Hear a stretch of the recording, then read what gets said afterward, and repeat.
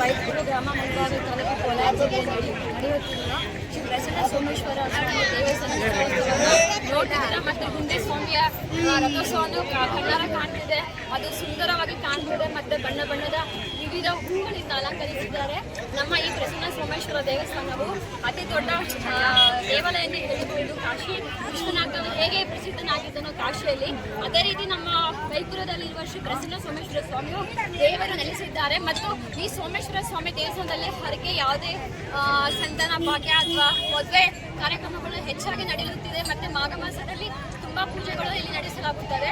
ಆನಂತರ ಕಾರ್ತಿಕ ದೀಪೋತ್ಸವ ಮತ್ತು ತುಂಬ ಕಾರ್ಯಕ್ರಮಗಳು ಇಲ್ಲಿ ಪಾಲ್ಗೊಳ್ಳಲಾಗುತ್ತದೆ.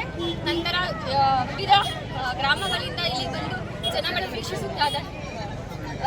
ಸುತ್ತಮುತ್ತಲಿನ ಗ್ರಾಮಸ್ಥರು ಬಂದು ವೀಕ್ಷಿಸುತ್ತಾರೆ. ಮತ್ತು ಸಂಜೆ ಕೂಡ ಇದೇ ರಥೋತ್ಸವ ಆರ್ಕೆಸ್ಟ್ರಾವನ್ನು ನಡೆಸಲಾಗುತ್ತದೆ.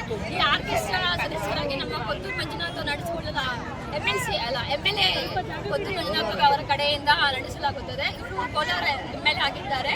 ನಮ್ಮ ಕಾಂಗ್ರೆಸ್ ಪಾರ್ಟಿ ಅವರು ಕೊತ್ತೂರು ಮಂಜುನಾಥ್ ಅವರು. ಮತ್ತೆ ಎಲ್ಲರಿಗೂ ಒಳ್ಳೆಯದಾಗಲಿ ಅಂತ ಭಾವಿಸ್ತಿದ್ದೀನಿ. ದೇವಾಲಯ ಹಿನ್ನೆಲೆ ಬಗ್ಗೆ ಹೇಳ್ಬೇಕಂದ್ರೆ ಏನ್ ಹೇಳ್ತೀರಾ?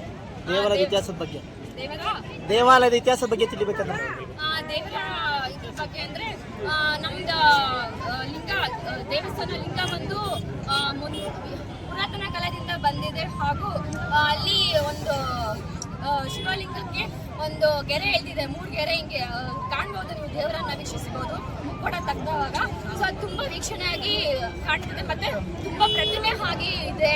ಇದು ತುಂಬಾ ಇದಾಗಿದೆ ನಮ್ಮ ಬೈಕೂರು ಗ್ರಾಮಸ್ಥ. ಧನ್ಯವಾದ.